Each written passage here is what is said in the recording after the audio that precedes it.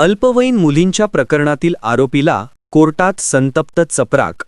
विजयाताई बारसे यांची ठाम भूमिका चर्चेत. श्रीरामपूर शहरातील एका नामांकित मराठी शाळेत शिकणाऱ्या दुसरीतील 4 अल्पवयीन विद्यार्थिनींशी गैरवर्तन केल्याच्या आरोपाखाली अटकेत असलेल्या सचिन गोणारकर या आरोपीला आज दिनांक 12 फेब्रुवारी 2026 रोजी पोलिसांनी रिमांडसाठी श्रीरामपूर न्यायालयात हजर केले. दुपारच्या सुमारास आरोपीला न्यायालय परिसरात आणण्यात आले असता उपस्थितांमध्ये तीव्र संतापाची भावना दिसून येत होती. याचवेळी सामाजिक कार्यकर्त्या तसेच आवाज जनतेचा या यूट्यूब न्यूज चॅनलच्या संपादिका विजयाताई बारसे यांनी संतप्त प्रतिक्रिया व्यक्त करत आरोपीच्या कानावर चपराक लगावली.